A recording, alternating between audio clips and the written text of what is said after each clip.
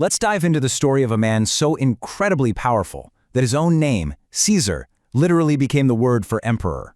His life is just an absolute masterclass in ambition, power, and, in the end, betrayal. We're actually going to start at the end, the 15th of March, 44 BC, a day known forever as the Ides of March, a day that wouldn't just be remembered in Rome, but would become a warning for all time. Okay, so try to picture this. You're inside the Curia of Pompey. Julius Caesar, for all intents and purposes the ruler of the known world, sits down on a golden chair. But the men all around him, many pardoned, friends he'd promoted, they've all got daggers hidden in their togas. And then, in this sudden brutal flurry of motion, they attack. He's stabbed 23 times. You know, some ancient historians tell us that as Caesar saw his own friend, his protege, Marcus Junius Brutus, coming at him with a dagger, these were his last words. "You too, child?" It's a question that just perfectly captures the shock and the deep personal betrayal of his final moments. So how on earth does this happen? How does Rome's greatest champion become its greatest threat? How does a man celebrated as a hero get murdered by the very people he fought beside? Well, to figure that out, we have to go all the way back to the beginning. Caesar's long road to that bloody Senate floor was paved with just ferocious ambition and sheer political genius.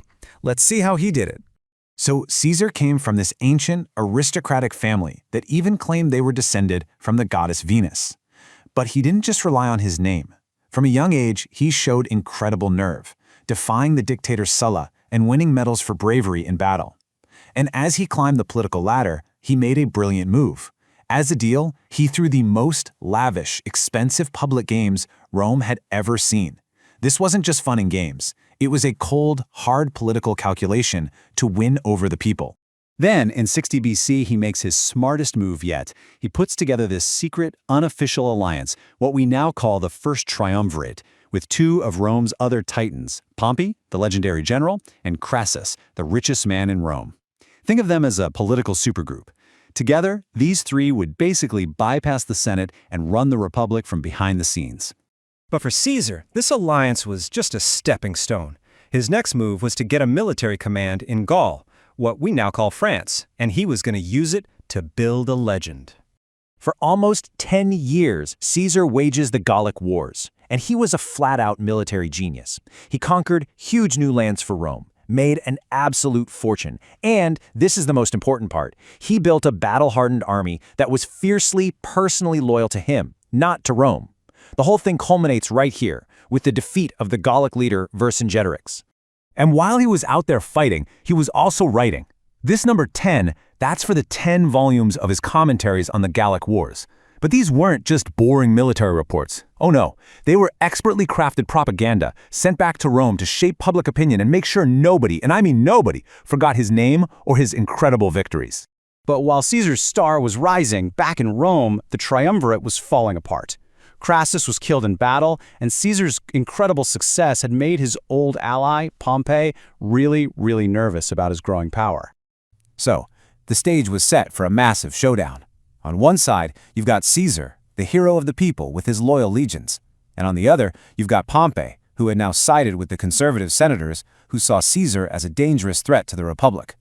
In 49 BC, the Senate, with a big push from Pompey, gives Caesar an ultimatum: lay down your command and come back to Rome as a regular citizen. But Caesar knew this was a trap. The second he gave up his command, his legal immunity would vanish, and his enemies would be all over him. So, he makes a choice that changes history forever. He leads his army across the Rubicon River, the legal border of Italy. This was an open act of rebellion. With the words alea iacta est, let the die be cast, he basically says there's no turning back now. He had just plunged the Roman Republic into civil war. Spoiler alert, Caesar won. He chased Pompey across the Mediterranean, and in one brilliant campaign after another, he defeated all his rivals, leaving him the undisputed master of the Roman world. Caesar chased Pompey all the way to Egypt, only to find he'd already been assassinated. While he was there, he gets involved in a local civil war, famously taking the side of the young queen Cleopatra and starting their legendary affair. From Egypt, he zips over to Asia Minor, where a lightning-fast victory leads to one of history's most famous messages, Veni, Vidi, Vici. I came, I saw, I conquered. Back in Rome, the Senate just starts showering him with honors. I mean, an almost godlike list of them. They rename a month after him, July. They put his statues in temples, and most importantly, they make him Dictator Perpetuo, dictator for life.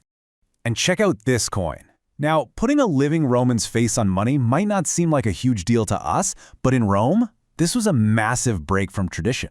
That was an honor for gods or long-dead ancestors. To the Roman elite, this was the ultimate proof. This looked, sounded, and felt like a king. And this is the key thing to understand. A traditional Roman dictator, that was a temporary 6-month emergency job. The whole point was that power was always supposed to be given back. But Caesar's title was for life. It sent a clear message to everyone.